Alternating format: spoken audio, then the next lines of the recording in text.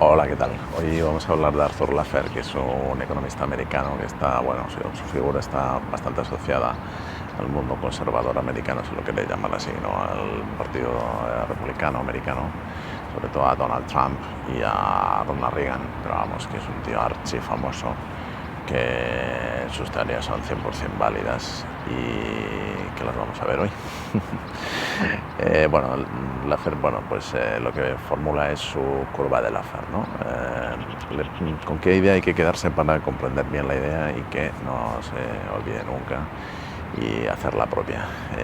Con la idea de que con un 0% de tasa impositiva se recaudará un 0% de ingresos públicos por esa vía, ¿no? ¿Se entiende? Y con un 100% de tasa impositiva igualmente habrá una recaudación del 0% de ingresos públicos.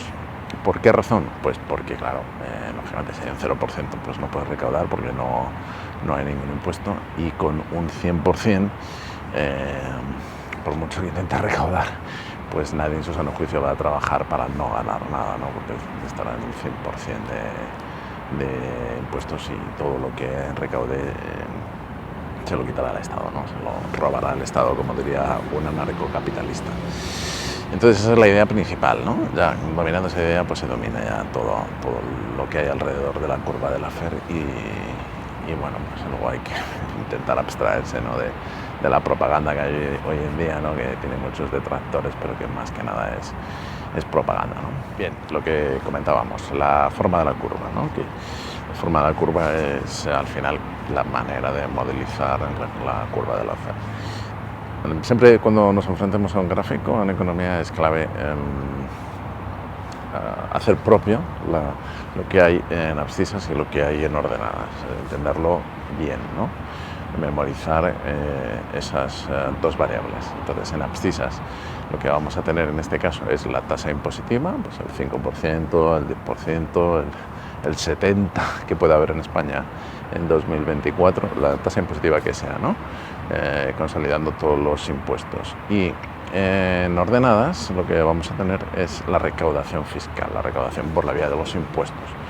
Se entiende, lógicamente, que estamos obviando el resto de las fuentes de ingresos públicos, como, bueno, pues por ejemplo tenemos, pues ya lo sabéis, la generación de crédito por la venta de bienes y servicios, la deuda pública, la monetización, ¿no?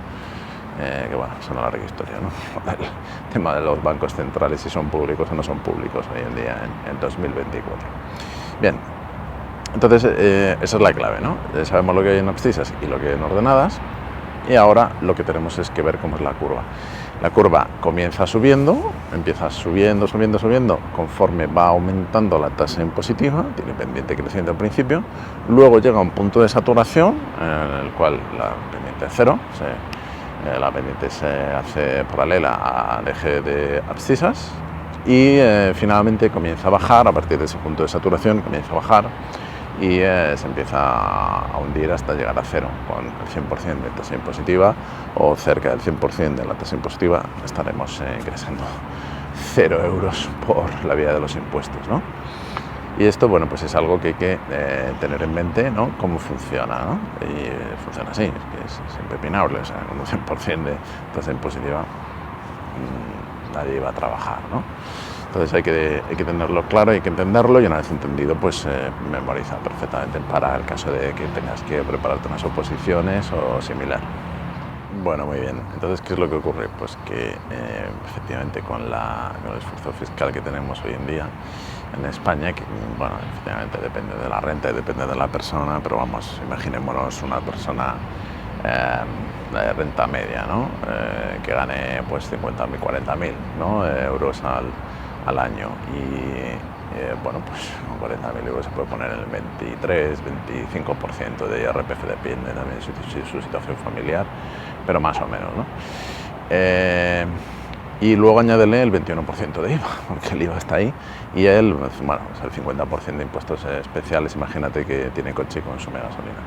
Bueno, pues se pone el hombre fácilmente en el 50%, ¿no? O más del 50%, sin ser, por supuesto, emprendedor, autónomo, emprendedor o tener una empresa, ¿no? O una sociedad, en cuyo caso primero tendría que pagar el impuesto de sociedades y al repartirse el dividendo, conculcando la legislación fiscal actual, el principio de non bis in idem, se vuelve otra vez a tributar porque hay que imputárselo en el IRPF, de manera que esa persona pues pagaría el 25, 23, 25 con su sociedad, luego pagaría sobre ese mismo dinero otra vez el 24, 25, 30 hasta el 56% en su IRPF y luego pagarían pues el resto de impuestos, ¿no? Hay ciento y pico impuestos en España, el IVA, ¿no? Así que como principal el 21% y cualquier otro, ¿no? Es decir, que no es descabellado que una persona esté en el 60 o 70%, ¿no? de tasa impositiva global. Entonces, ¿qué es lo que ocurre? Pues que en el momento en el que nosotros nos encontramos, bajar la tasa impositiva supone aumentar la recaudación fiscal. Y esto es una cosa que se ha comprobado muchas veces, se comprobó con el Cabinet Reagan, con la legislatura Reagan, la primera legislatura Reagan, bajó los impuestos, lo que ocurre que también aumentó mucho el gasto público por el tema del gasto militar. Entonces, bueno, pues efectivamente siguió teniendo déficit, pero la renta aumentó, a pesar de que seguía habiendo el mismo déficit. Pero aumentó mucho el gasto y, sin embargo, el déficit se mantuvo, ¿no? Y luego con el gabinete de Donald Trump, a partir de 2017, pues a lo bestia, ¿no? Se aumentó mucho la renta, ¿no? Se notó mucho. Esto hay que tenerlo bien claro, ¿no? Que pues, si quieres desarrollo económico, los impuestos no son buenos, ¿no? Los países que se desarrollan, que crecen, que sus economías van para adelante, son países con tributaciones bajas. Y hay que tener en cuenta también eso, que hay que tener distintos países para que puedan competir entre sí y busquen ser competitivos, valga la redundancia, para que sus economías florezcan, ¿no? De manera que se mantendrá un equilibrio general, ¿no?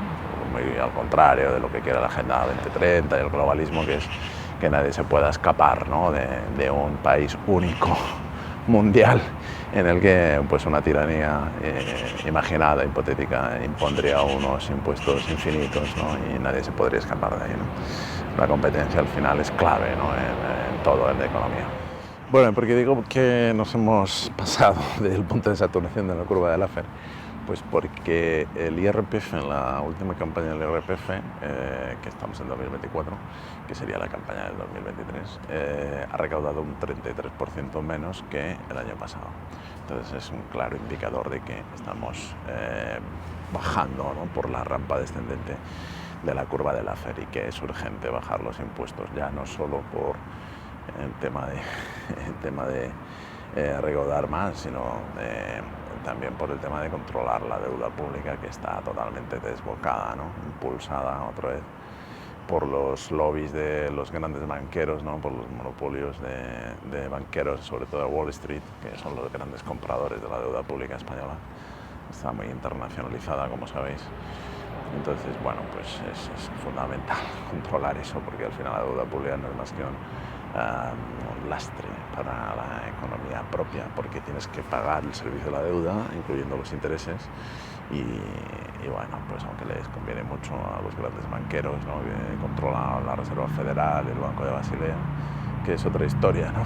Habría que devolverle al sector público los monopolios que el sector público ha creado, ¿no? Si creas el monopolio de impresión monetaria, pues lógicamente de la Reserva Federal, el Banco de Basilea, el Banco Central Europeo tienen que estar en manos del sector público, y si no somos capaces de conseguirlo, pues habrá que volver al Banco de España, ¿no?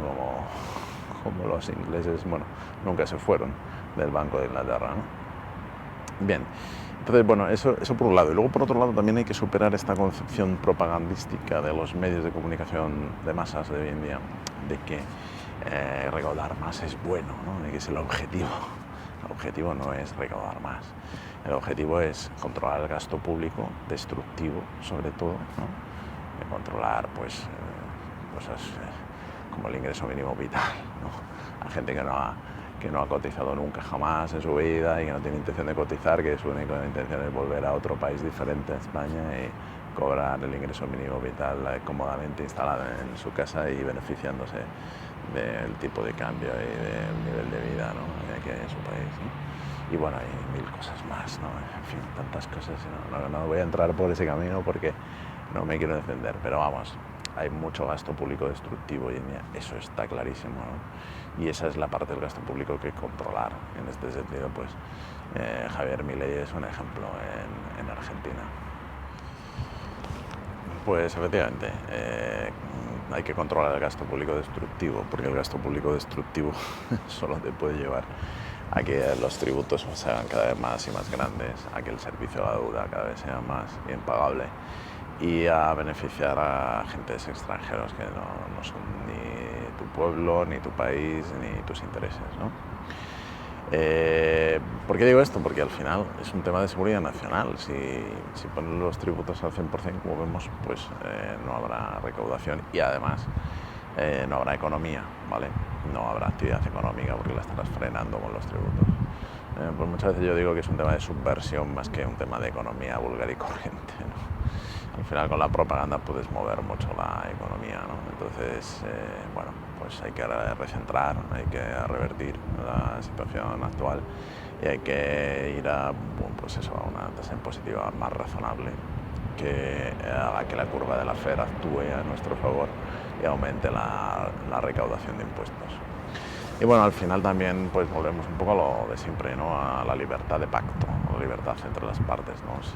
Si quieres que tu economía prospere, tienes que dejar a la gente en libertad, no manipularles para que sean más sumisos a tu tiranía, ¿no?